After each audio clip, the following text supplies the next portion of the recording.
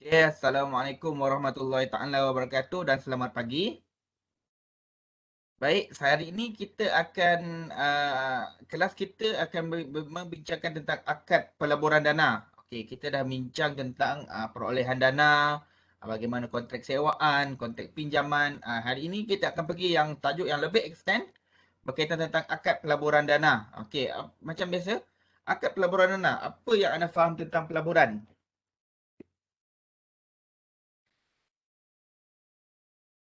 Apa itu pelaburan? Sesuatu perkara yang boleh kita dapat ROI, Apa itu ROI? Return on Investment. Eh, kalau tanya saya pun tak tahu maksudnya apa maksudnya return on Untung. investment. Untung. Keuntungan. Okey, boleh. Lagi dari sudut bahasa ekonominya, okey, di mana kita melepaskan keinginan kita pada waktu ini untuk kita dapat keuntungan di masa akan datang. Okey, itu adalah maksud tentang pelaburan. Jadi bagaimana Islam melihat perkara berkaitan tentang pelaburan? Okey, ada beberapa konteks, ada dua konteks utama dalam pelaburan. Okey, yang pertama ialah al-mudharabah. Yang kedua ialah musyarakah. Okey, hari ini kita akan membincang dua konteks ini. Dalam tempoh 2 jam ini kita akan membincangkan dua konteks ini. Jadi, alright, kita akan membincangkan yang pertama dulu ialah al-mudharabah. Okey, bagaimana konteks mudharabah ini? Dari sudut bahasa, okey, para pelajar sekalian, dari sudut bahasa, al-mudharabah ini bermaksud musafir atau berjalan menjalankan urusan perniagaan. Terdapat istilah yang lain dalam mudharabah iaitu qirat. Dulu uh, saya ingat dekat TV lah pernah ada keluar iklan Bank Rakyat. Dia menceritakan tentang kontrak qirat tu. Jadi anda semua pelajar-pelajar saya yang saya sayangi, mungkin lepas ini anda boleh menghasilkan konten-konten kan. Sebab saya tengok anda unlisted kan. Okey, apa? Anda punya video mungkin anda boleh open kan, supaya lebih ramai yang lagi dapat manfaat daripada video anda itu. Okey. Sebab kalau kita mengharapkan orang mengajar kat masjid tajuk fiqh muamalat ni, berapa ramai saja yang boleh mengajar tajuk muamalat ni kat masjid-masjid? Kan? Biasa pergi masjid tak? Biasa, doktor. Biasa tu siapa yang jawab tu? Siapa? Siapa tu? Firdaus. Afiq Afnan. Rajin pergi masjid. Itu Saya, macam tak, saya. macam tak logik saya tu. Wasik. Wasik tak apalah. Kan? Wasik. Wasik balik wasik je. Yang lain-lain tak nak pergi masjid ke ni? Okey lah, pergi tapi tak bagi tahulah takut menunjuk kan. Mungkin lepas ini anda lebih kerap menghasilkan video-video yang berkaitan tentang muamalat supaya ramai yang mendapat manfaat daripada video anda itu. Sebab kalau sekarang ni orang bukanlah tak pergi masjid tapi mudah kan untuk menyampaikan maklumat. Kita gunakan YouTube, gunakan Facebook dan sebagainya. Boleh guna TikTok kan. Sekarang ni dah orang kata apa, kita dah tak boleh dah terhad kepada satu orang kata apa metod untuk tujuan penyebaran maklumat. Okey, tapi macam TikTok ni saya ada juga akaun TikTok tapi saya tak pandai nak guna akaun TikTok ni kan. Okey. Alright. Jadi kirot. Okey, kemudian kepada sudut istilah ialah akad perkongsian antara pemilik modal, okey, pemilik modal iaitu sahibul mal. Okey. Anda memiliki modal dan ada pengusaha. Ada dua, mudharib. Bagi menjalankan kegiatan perniagaan untuk memperolehi keuntungan. Okey, saya ulang sekali lagi, dia ada dua pihak. Yang utama, sahibul mal dan mudharib, pengusaha. Dari segi teoretikalnya. Okey, baik pelajar semua. Pemilik modal, okey. Ni, pemilik modal. Pemilik modal, oh, pemilik modal yang ini menyerahkan modalnya kepada pengusaha sebagai pelaburan. Okey, maknanya ada dua pemilik modal. Saya tulis PM lah bukan private message. Okey. Satu lagi ialah pengusaha. Pengusaha. Iyalah. Okey, pemilik modal ni dia bagi duit kepada pengusaha 500 ribu lah contohlah 500 ribu 550K lah. Tak sangat. Okey, kemudian pengusaha ni dia buatlah aktiviti usahawan ataupun dia mengerjakanlah duit tu. Dia mengerjakan duit yang diperlukan itu untuk buat perniagaan dan mendatangkan keuntungan. Kemudian bila dah mendatangkan keuntungan, dia untung. Kemudian bila untung itu adalah milik pemilik modal itu. Contohnya dia kata untungnya 100,000. Okey. Kita punya kadar keuntungan ialah 50-50. 50%. Okey. Maknanya 50,000 adalah milik pemilik modal. Okey, 50,000 ialah milik pengusaha. Itu adalah dari segi teoretikalnya bagaimana berlakunya konsep mudharabah itu. Okey, jelas. Maknanya ada dua pihak, pemilik modal dan pengusaha. Pengusaha ni dia dapat suntikan dana daripada pemilik modal sebanyak 50,000, kemudian dia buat bisnes ataupun apa aktiviti keusahawanan, kemudian keuntungan akan dikembalikan kepada pemilik modal dengan kadar keuntungan yang dalam bentuk percentage. Biasanya dalam bentuk percentage ataupun pecahan. Dia tidak boleh dalam bentuk kata apa? Okey, macam contoh kan. Okey, bila anda melabur 50, okey, saya nak pulangan dalam bentuk tunai 20K. 20,000. Boleh ke tidak boleh? Dia nak pulangan 20,000. Boleh ataupun tidak boleh? Dia tidak boleh ya. Sebab kalau kita exact figure, kita tidak boleh untuk kita tak boleh buat macam tu sebab dia ada unsur-unsur riba. Seolah-olah kita bagi pinjam, kita wajib bayar 20,000 balik. Tidak boleh ya. Alright. Kemudian keuntungan dibahagikan mengikut peratusan. Jika kerugian, okey, bila berlaku kerugian, apa yang berlaku? Maknanya bila kerugian, pemilik modal mengalami kerugian modal dan kalau pengusaha akan mengalami kerugian tenaga, kerugian. Okey. Jelas ya pelajar-pelajar sekalian? Alright. Doktor nak tanya. Silakan. Kalau mudharabah kan ada dua pihak kan, pemilik modal dengan pengusaha. Okey. Jadi kalau macam ada perantaraan, contoh bank, dia dikira mudharabah lagi ke? Maksudnya Okey. ah, Okey, kalau melibatkan bank ni, okey kejap ya. Alright, kejap. Dia kena melukis ni. Okey, kejap ya. Saya lukis kejap. Alright. Okey, kejap ya. Okey. Alright. Dia kena melukis. Kejap. Saya kena ya kosong. Okey. Okey, satu soalan yang bagus daripada Firdaus tadi ya. Okey, jarang Firdaus ni.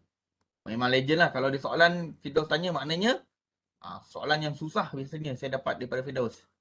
Okey. Okey, biasanya bank dia buat macam ni. Okey, kita ada tiga pihak. Okey, ni ialah Firdaus. Fir lah, Fir. Okey, Fir. Ni bank Afnan. Okey. Afnan. Okey, kemudian dia ada siapa lagi? Usahawan ni nama dia. Siapa usahawan ni kat sini ni? Yang perempuan tu. Siapa nama perempuan tadi tu? Sajat, doktor. Sajat. Tak payahlah, Sajat. Minat sangat ke dengan Sajat ni? Okey, Ustaz Mirza. Okey, Mirza Mirza ni ialah seorang usahawan. Mirza dia jual. Mirza jual apa Mirza? Contoh, bisnes apa?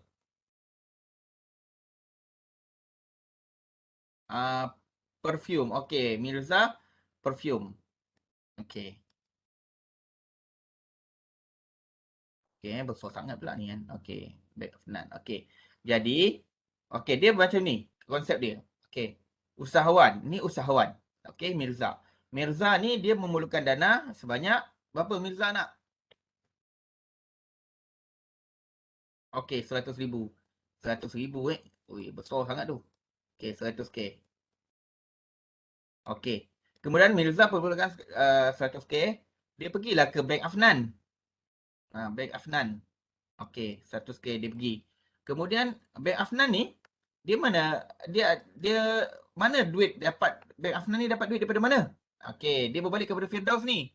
Sebagai contoh, Firdaus ni dia nak melabur. Okey, dia melabur dekat bank. Okey, dia melabur dekat bank Afnan ni dia letaklah 200K. Banyak duit Firdaus ni. Kan? Okey. Tak tahulah dia jual apa kan. Okey.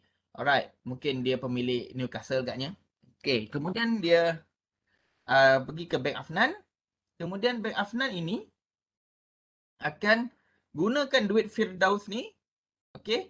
100,000 ni diguna suntikkan kepada keusahawanan Mirza ni. 100K ni. Jelas tak? Maknanya inilah struktur sistem kewangan kita. Firdaus, dia suntik dana kepada bank 200,000. Kemudian bank akan bagi 100,000 yang disuntik ni oleh Firda ni kepada usahawan, kepada Mirza contoh. 100,000. Kemudian Mirza dapatlah 100,000 tu. Kemudian Mirza ada bank Afnan ni kadar keuntungan dia ialah kita ambil lah 50%. 50%. Okey. Tiba-tiba Mirza dia punya kadar keuntungan dia, keuntungan dia ialah 200,000. 200,000. Maknanya 200,000 lah. Maknanya kalau 200,000 maknanya okey. Maknanya 200,000 keuntungan, maknanya milik Bank Afnan ialah 100,000. Okey. Kemudian kalau perjanjian dengan Firdaus ni pula 50% juga. Okey, 50%. Maknanya daripada 100 keuntungan yang bank dapat ni, dapatlah ke Firdaus sebanyak 50,000 keuntungan daripada pelaburan yang dia laburkan sebanyak 200,000 tu tadi. Inilah kontrak mudharabah yang melibatkan tiga pihak. Ada tiga pihak, Firdaus, Bank Afnan dengan usahawan. Tapi boleh tak Firdaus dia melabur direct kepada usahawan? Boleh ke tidak boleh? Boleh, tak ada masalah. Tetapi bila usahawan, tapi biasanya orang akan menggunakan bank sebab bank ni dia lebih, orang kata apa, risiko dia tu lebih kurang sikit. Sebab bank ni dia kena tengok dulu portfolio Mirza. Adakah Mirza ni mampu bayar ataupun mampu ke tidak menjana keuntungan. Okey. Mungkin Mirza ni dia tak mampu berdasarkan pengamatan ataupun kajian daripada Bank Afnan, dia tidak mampu untuk survive. Jadi dia tak akan melabur kat sini. Mungkin dia melabur ke perusahaan yang lain, ustazah yang yang jual tudung tu kan. Jadi itulah risikonya kalau kita melabur secara langsung. Boleh, tak ada masalah. Okey, Ustaz Firdaus nak melabur secara langsung kepada Mirza, tak ada masalah. Tapi kalau melalui bank, bank akan kaji dulu portfolio Mirza. Sama ada Mirza ini mampu ataupun tidak untuk memberikan pulangan kepada bank. Sebab bank pun nak keuntungan. Firdaus pun nak keuntungan. Tapi bila tengok Mirza ni, perniagaan dia, alamak tak lagi jauh. Tapi bank takkan melabur lah. Kalau Firdaus kata dia berani kan, kata high risk high return kan. Dia nak melabur juga, tu pulang lah. Nanti kalau rugi, Firdaus akan rugilah duit dia 100,000. Dan kemudian Mirza akan rugi dari segi usahawan dia. Itulah kontrak Islam. Tapi kalau konvensional, dia wajib. Dia akan menggunakan kontrak pinjaman.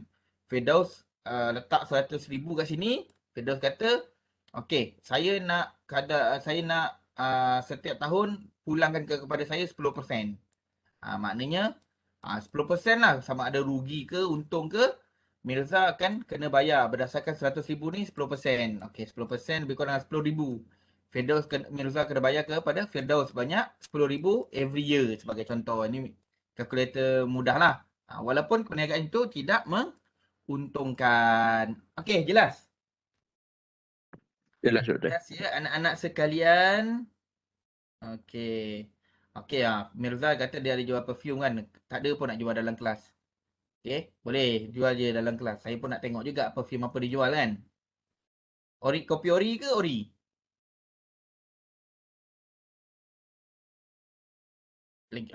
Apa tu lagi tu apa tu? Saya pun tak tahu maksudnya. Alright. Kemudian dia ada rukun. Okey. Ada 6 rukun, iaitu kita ada pemodal, ribul mal, pengusaha, mudharib, kemudian kita ada modal. Modal dia punya istilahnya ialah ra'sul mal. Ra'sul mal, kepala. kepala harta. Okey. Kepala harta. Ra'sul mal. Okey. Dan kita ada kerjanya, amal. Kemudian kita ada kadar keuntungan dan kita ada sirah. Okey. Dari sudut modal, okey. Modal adalah daripada pemodal. Dalam contoh kita tadi tu, Firdaus tadi tu, dah buang lah. Firdaus ialah pemodal. Pengusaha ialah siapa? Pengusaha ialah Mirza. Okey, Mirza. Okey. Tidak sah jika disyaratkan kerja daripada pemodal. Okey. Alright. Okey. Sebenarnya ada tidak sah eh? Okey. Saya kena tengok balik sebab saya rasa biasanya kejap. Saya kena tengok dulu, saya pernah lupa dah. Okey. Pemodal ni, pemodal modal. Okey, modal tadi apa? Ini apa modal Modal milik daripada pemodal, kemudian boleh terdiri dari apa-apalah modal tu. Okey. Sama ada wang tunai ataupun harta yang bernilai. Okey, kemudian kenapa dia kata tak sah Tidak sah jika disyaratkan kedai. Kedai apa benda Saya pun dah lupa apa benda saya tulis. Okey modal, pemodal. Modal. Okey. Alright, maksudnya disyaratkan modal daripada pemodal dan kerja daripada pengusaha. Okey, tidak sah disyaratkan kerja daripada pemodal. Alright, tidak sah kontrak mudharabah itu kalau disyaratkan kerja daripada pemodal. Maknanya dia apa? Orang kata apa? Ikut apa? Orang kata apa? Kerja tu tak ditetapkan secara orang kata apa? Orang kata apa? Macam mana nak cakap kerja dia tu dia macam dia nak buat perniagaan boleh, tapi perniagaan tu dia yang uruskan. Maknanya orang kata apa, pemilik modal tu dia tak boleh nak tentukan kerja apa yang dia kena buat. Okey, perusahaan tu dia boleh tetapkan tapi dia tidak boleh tetapkan kerja apa yang dia nak. Bagaimana usaha daripada orang kata apa, usahawan tu dia nak buat apa, kita tak boleh tetapkan. Okey, alright. Kemudian kerja atau projek. Okey, kerja atau projek ni tadi okey, halal mestilah halal. Boleh tak kalau saya buat mudharabah, okey, saya nak buat bisnes karaoke, boleh tak?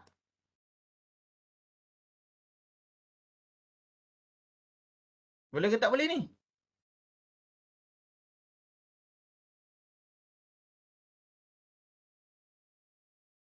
Saya nak tanya ni. Mirza kata boleh karaoke. Okey. Okey. Boleh ke tak boleh kalau kita buat perniagaan bisnes karaoke? Boleh lah kalau tak bercampur, doktor. Okey, boleh ini semua kaki-kaki karuk ni. Okey saya nak kata boleh. Nak kata boleh. Macam kalau ikutkan karaoke kat Malaysia ni tak adalah bukan boleh kata boleh. Kan? Sebab ada bercampur dan sebagainya kan. Okey. Jadi tiba-tiba kan Firdaus kata saya nak buat satu karaoke, tetapi karaoke ini hanya untuk kalau lelaki sahaja boleh masuk. Kalau sekiranya perempuan dia buat tempat yang asing dan suaranya tak keluar. Mungkin karaoke itu akan boleh dibenarkan. Contohnya okey, dia nak masuk suami isteri, boleh. Tetapi dalam keadaan yang bertutup lah. Dan okey, macam mana pula kalau lagu? Takkan semua nak lagu nasyid kan? Macam mana Firdaus nak nyanyi lagu nasyid? Kan macam tak kena. Lagu macam mana pula? Lagu. Lagu macam mana? Adakah lagu tak boleh ke nak karaoke lagu? Mungkin nak karaoke lagu Cradle of Filth ke ataupun mungkin orang kata apa nama Cradle of Filth ke, mungkin dia nak buat lagu orang kata apa Creator ke. Pernah dengar tak? Creator, Cradle of Filth. Tak pernah dengar Tak pernah dengar? Cradle of Filth. Alamak, saya nak cakap pun tak boleh. Baladah She's gone. Tak sampai tu Firdaus. Macam tak logik je kalau kau sampai kan. Okey, mungkin pemilihan lagu kita kena tetapkan ya. Lagu yang tidak boleh mengandungi unsur-unsur syirik. Okey. Ya, kalau lagu Glory MU tu dia kelakar. Lagu tu boleh dibenarkan sebab lawan Aston kot pun boleh seri. Saya pun tak faham kenapa boleh seri. Hina kot. Okey eh. Okey, mungkinlah tu. Okeylah, tak apalah. Okey eh. Kemudian mungkinlah kita kena buat mungkin satu hari nanti anda semua dah habis belajar kan. Ada yang semua belajar. Kita buat kajian tentang garis panduan pusat hiburan keluarga. Karaoke. Maknanya anda semua buat kajian. Okey, kalau karaoke ni seni suara macam mana? Mungkin okey, kita kata kalau karaoke ni mesti patuh syariah, dia mestilah macam ni. Okey. Lagu-lagu, pemilihan lagu mestilah lagu-lagu yang bersifat macam ni. Tidak boleh lagu yang orang kata apa mengandungi unsur-unsur kesyirikan. Sebagai contoh lagu unsur-unsur kesyirikan, kalau lagu Melayu ni saya tak pastilah, tapi adalah unsur-unsur yang tak sepatutnya kan. Jadi itu adalah satu usaha yang baik supaya mungkin lepas ni ada satu pusat karaoke Firdaus, Jannatul Firdaus kan, yang lebih patuh syariah. Okey. Yalah kan, kita nak berhibur adalah ikutlah cara dia kan. Mungkin lepas ni saya tak larang tapi pastikan apa yang anda buat itu orang kata apa tidak bertentangan dengan hukum. Jadi gunakanlah mungkin lepas ni kalau karaoke lagu-lagu yang bersifat ketuhanan kan, ataupun lagu-lagu yang orang kata apa yang tidak mengandungi unsur-unsur syirik lah, mudah gitulah, ataupun orang kata apa macam mana lagu-lagu yang non syariah compliant lah. Saya pun tak tahu lah lagu non syariah compliant macam mana kan. Sebab tak ada lagi. Lepas ni mungkin awak boleh buat garis panduan penciptaan lirik. Lirik lagu. Mungkin lepas ni kita nak buat lirik lagu mestilah sekian. Okey. Kemudian yang kedua ialah kerja atau projek. Okey, kerja atau projek ni terbahagi kepada dua, mutlaqah dengan muqayyadah. Okey. Pemodal memberi modal kepada usaha tanpa ditentukan jenis usaha. Okey, sebagai contoh macam kita bagi dia nak buat bisnes apa terpulang. Itu mutlaqah, kita bagi secara mutlak. Kalau muqayyadah, okey, kita bagi tahu masa dia, tempoh masa dia macam ini, tempat yang tertentu, tapi kerja dia kita tak boleh kacau. Okey. Alright.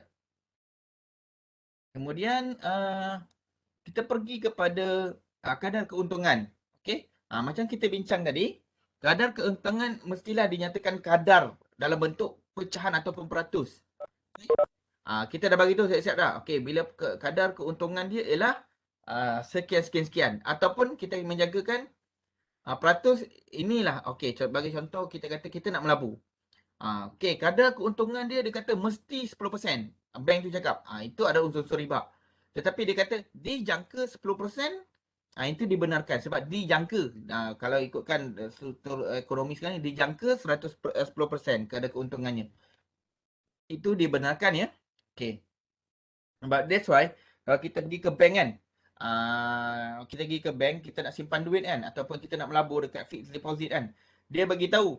Okey, dia tak bagi tahu persen dia tahun ni, dia akan bagi tahu persen dia tahun lepas. Dia bagi tahu okey tahun lepas kadar keuntungannya 10%. Ataupun 2 tahun lepas 10%. Jadi kita boleh menjangkakanlah. Tidak maknanya tahun ni mungkin sekitar 11% ataupun 9%. Dia takkan drop terlalu jauh. Okey. Kemudian berlaku pembatalan ataupun kontrak mudharabah ini disebabkan fasakh. Okey, fasakh di mana mereka orang kata apa dilucutkan kuasa. Okey, tengok macam dah tak boleh percaya je nak menguruskan ni. Jadi kita boleh menguruskan tu. Kita boleh lucutkan kuasa dia. Okey. Alright, contohnya macam dia tadi nak buka bisnes perfume. Kita dah kata dah, tak boleh ikut perfume. Okey. Kena buat, orang kata apa? Bisnes jual kopak ekor. Dia dah melanggar kontrak. Maknanya dia dah telah melanggar kontrak. Jadi maknanya pemodal boleh melucutkan kuasanya. Okey, mungkin salah satu pihak gila ataupun hilang akal ataupun meninggal dunia. Maknanya kontrak itu akan terbatal. Okey, jelas tentang mudharabah?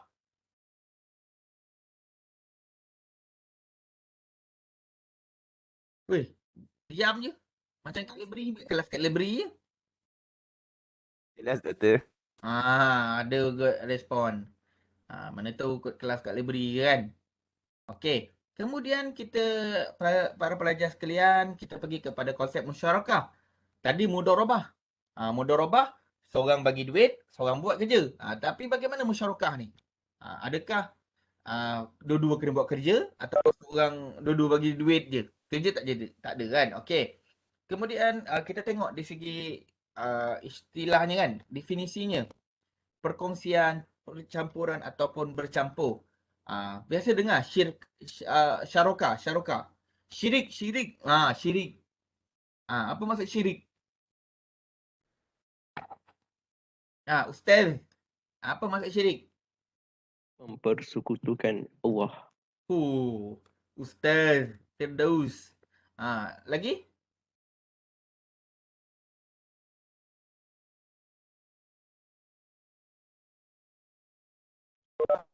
Lagi?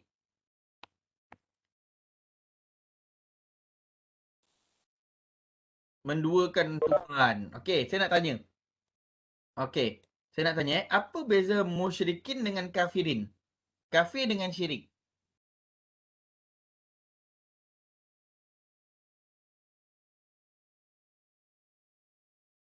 Apa beza kafaroh, kafir dengan syarokah, syirik tu?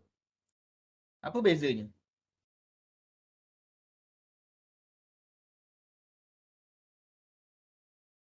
Musyrik golongan Muslim, kafir bukan. Uish, serius ah. Serius ah. Mirza kata musyrik golongan Muslim, kafir bukan. Muslim yang berlaku syirik. Okey. Kalau begitu, adakah, okey, satu soalan saya nak tanya. Kan kalau kita belajar sirah kan, kita belajar sirah, orang musyrikin Mekah ke kafirin Mekah? Kita selalu sebut.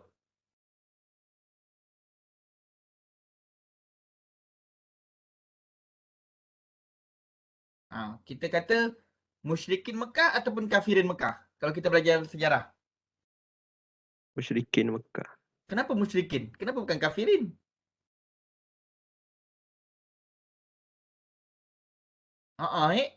Kenapa Kenapa?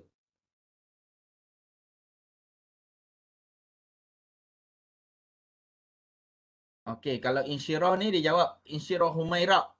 Humairah lah. Kafir dia ingkar dengan Allah, Nabi. Syirik dia percaya dengan ada kuasa lain selain Allah. Okey. Alright. Okey. Musyrikin, balik kepada apa beza kafirin dengan musyrikin tadi? Okey, kenapa kita sebut orang Mekah pada zaman Rasulullah itu musyrikin Mekah? Ini soalan saya. Kenapa disebut musyrikin Mekah?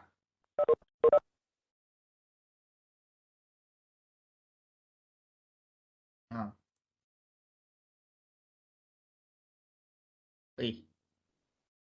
Oi, kosong diam je ni. Kenapa disebut musyrikin Mekah? Kenapa dia tak sebut kafirin Mekah?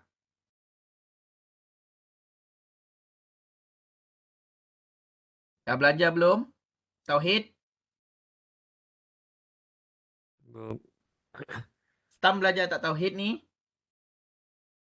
Dia orang menduakan Tuhan. Okey. Memanglah dia orang menduakan. Dia bukan menduakan, dia mensekutukan Allah. Okey, that's why ada yang berpandangan bahawa mereka percaya ada Allah tu. Okey. Mereka percaya kepada Allah, tetapi mereka menduakan Allah dengan menyembah benda yang lain selain Allah. Okey.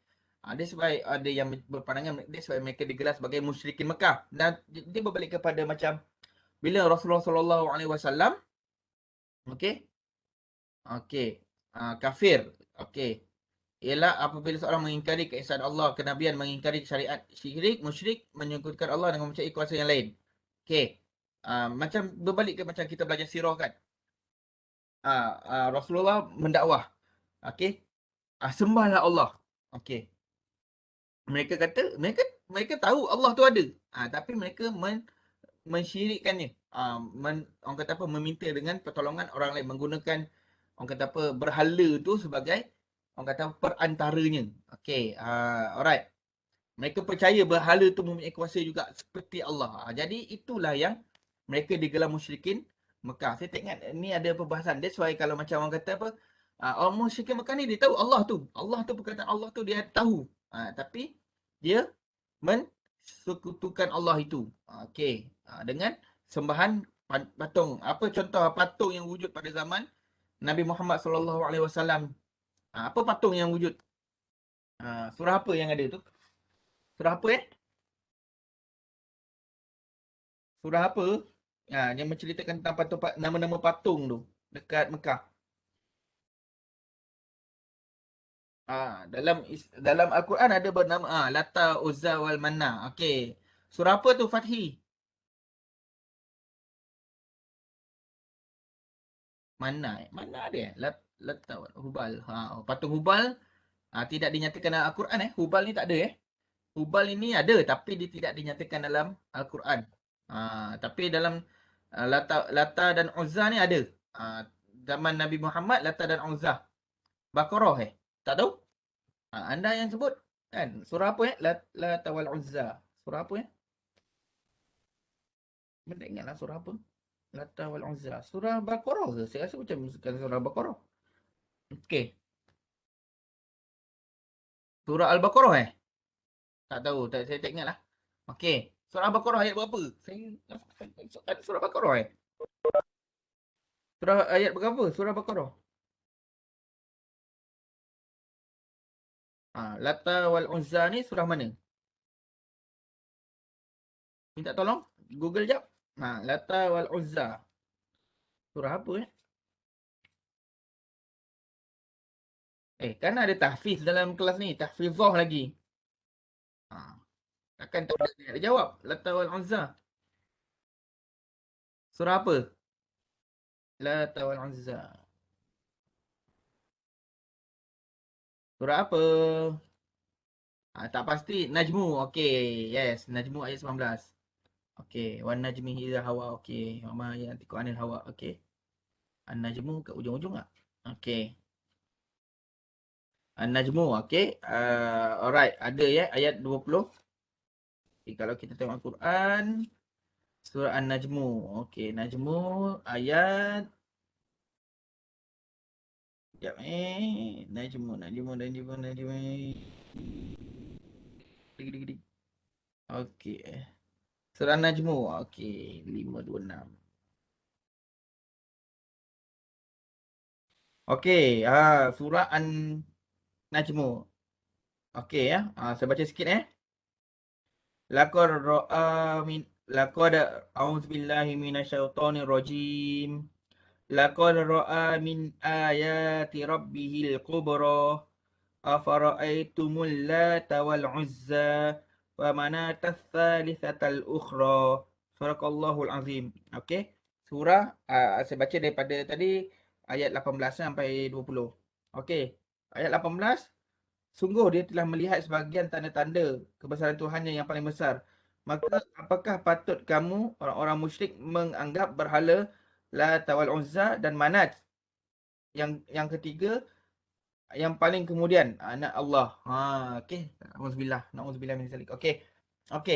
Ya maknanya itulah berlakunya kesyirikan. Okey. Syirik.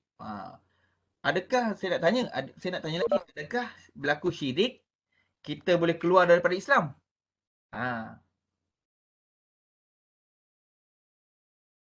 Okey, sebagai contoh orang kata kan. Okeylah, tiba-tiba kita nampak anak kecil pakai tangkal kan? Kan biasa anak kecil pakai tangkal, mak ayah dia bagi kan? Adakah syirik?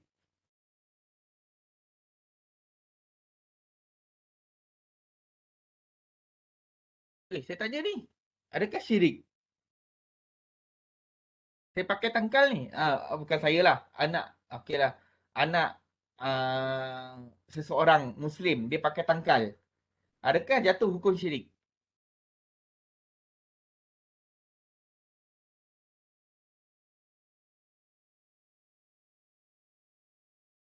Macam mana ni? Kalau dia percaya dengan tangkal tu jatuh kot. Okey, ada pula kot. Okey, Rizwan kata jatuh. Terletak pada pergantungan dia. Lah, okey. Ya ke? Okey. Alright. Okey, jadi contohlah. Okeylah. Okey, kalau saya kata syirik, tiba-tiba dia kata, Ustaz, saya pakai tangkal ni ada ayat Al-Quran. Ha, ada ayat Al-Quran ni. Adakah boleh? Pening kepala ni. Tak boleh Khurafat juga ni. rasanya doktor. Khurafat terus. Apa Alia? Nak cakap apa Alia?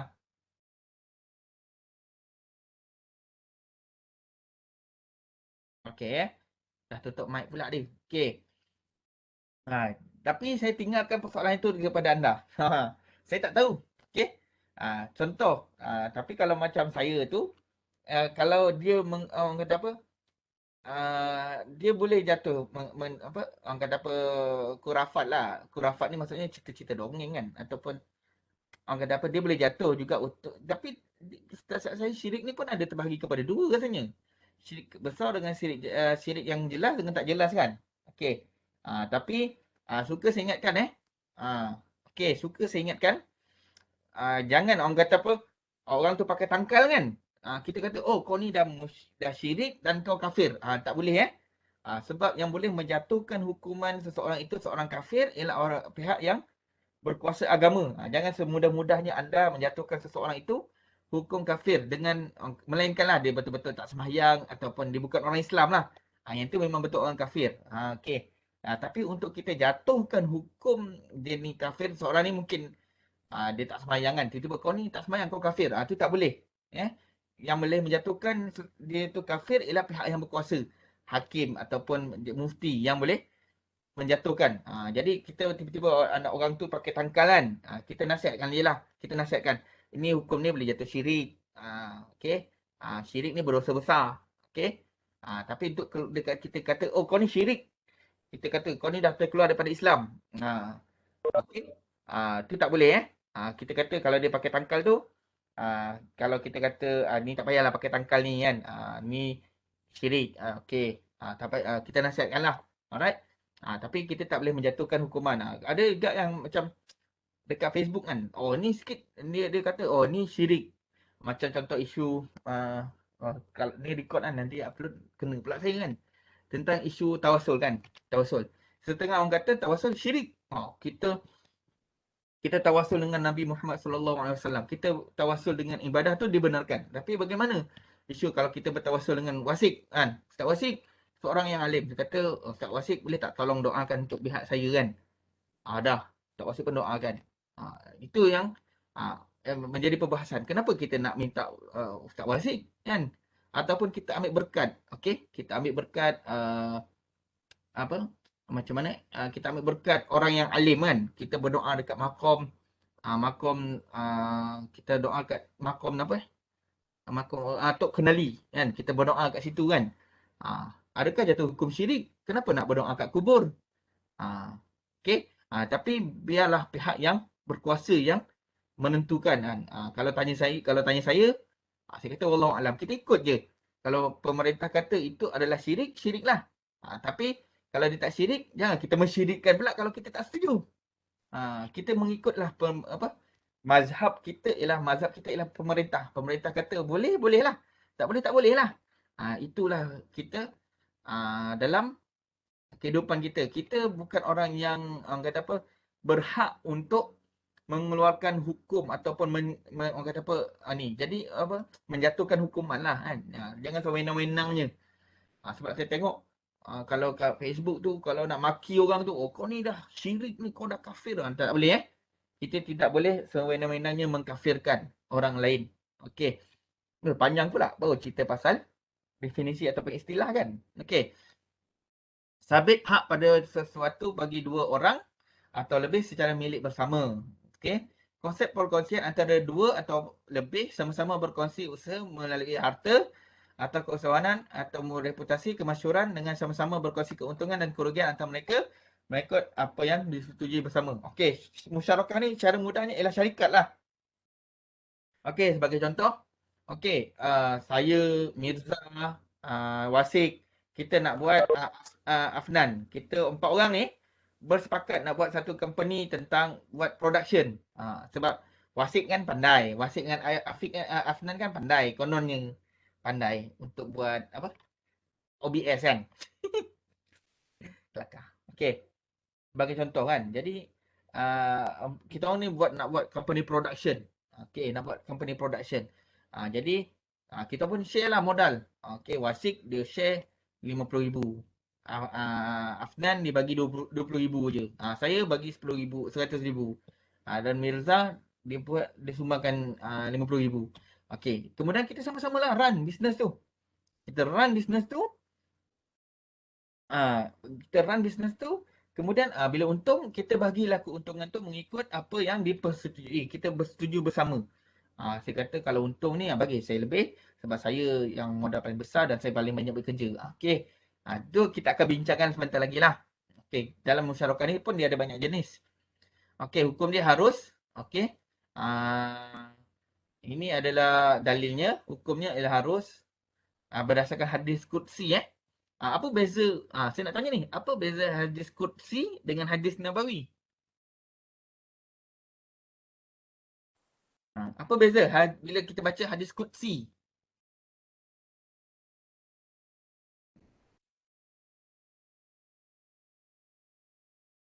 Macam mana, Doktor? Sekali lagi. Oh, apa beza hadis qudsi? Apa macam inilah, apa maksud hadis qudsi? Dikudusi daripada Allah Ta'ala melalui Nabi Muhammad. Apa beza hadis qudsi dengan Al-Quran?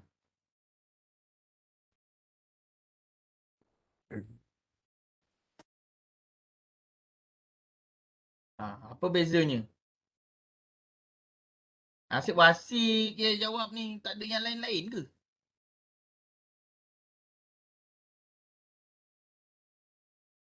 Kelas ni memang tak ramai orang. Jangan sampai saya tolak markah nanti. Ada doktor. Okey, matan kalam langsung daripada Allah. Nabawi matan kalam daripada Rasulullah. Okey, itu maksud dia hadis qudsi dan nabawi. Okey, soalan saya lagi. Hadis qudsi matannya kalam langsung daripada Allah. Nabawi matan kalam daripada Rasulullah. Jadi apa beza hadis qudsi dengan kenapa hadis qudsi itu tidak dimasukkan dalam Al-Quran? Itu kan wahyu.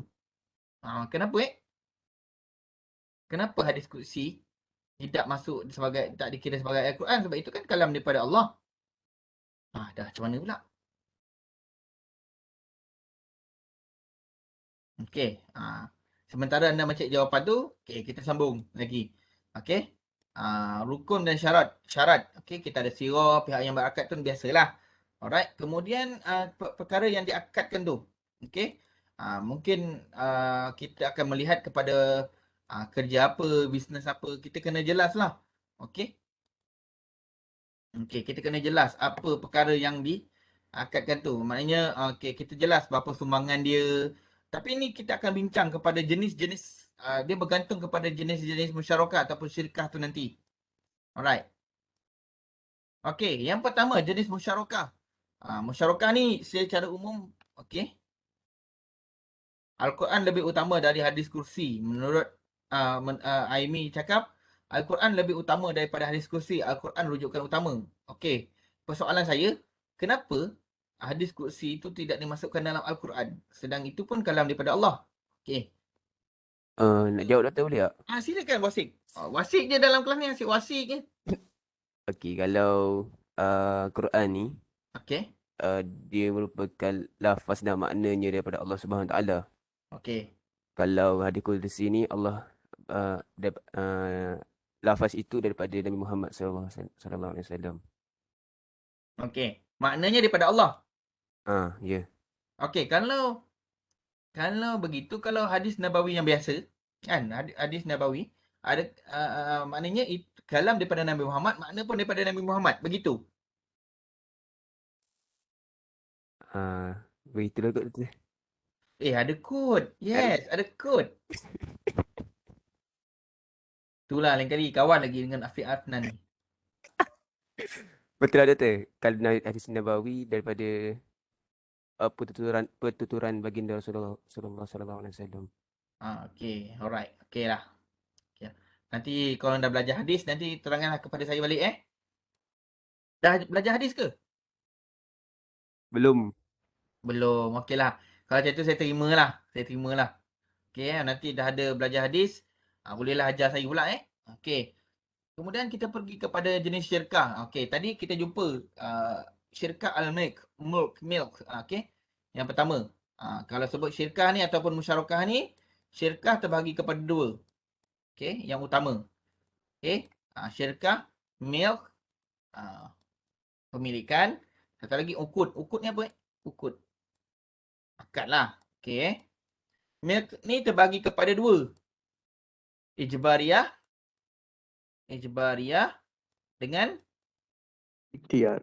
ikhtiyariyah. Okey. Oh, dah terror dah ni. Siapa itu? Takkan Firdaus? Ikhtiyariyah. Alamak, salah je pula. Ikhtiyariyah. Tak lawa langsung tulisan. Okey ukut ni ada banyak Ukut ni ada banyak. Okey, ada 4. 4 lah. Perbincangan kita 4.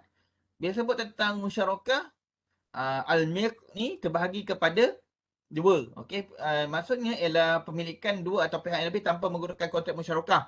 Dia tidak melibatkan kontrak. Okey. Okey, dia tidak melibatkan kontrak sebab dia lebih kepada pemilikan. Sebagai contoh, pihak yang bersyarikat bersetuju untuk berkongsi. Yang ikhtiariah ni secara kerelaan. Dia kata ikhtiariah. Dia atas pilihan. Mungkin lepas ni Ustaz Firdaus nak kahwin dengan siapa Ustaz Firdaus? Jodoh Ustaz. Yalah, kahwin tu dengan siapa? Contohlah pilih kan. Contoh tak ada yang minat dengan Ustaz Firdaus, tak ada dalam kelas ni? Ramai tu kata. Apa dia? Nak belajar lagi. Okey, nak belajar lagi. Okey, tak apalah.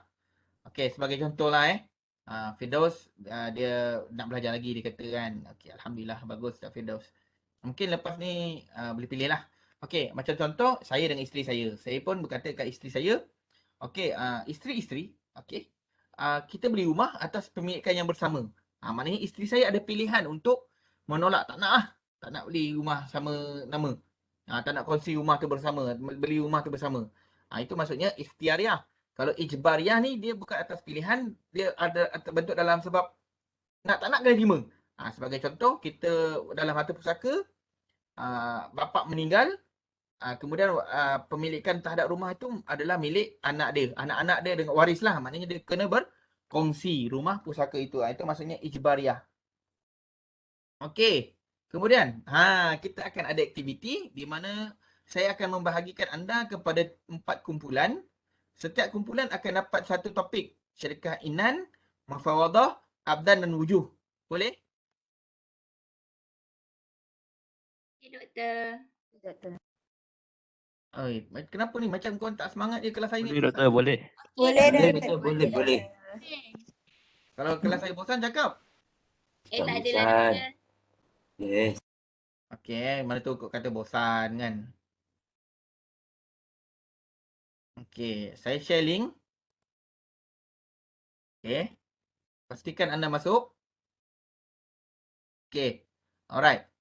Kita akan sambung perbincangan kita. Jadi anda semua masuk dulu. Nanti kita akan sama-sama berbincang lah. Okey. Jadi boleh cuba masuk. Kalau tak boleh masuk, bagi tahu saya segera ya.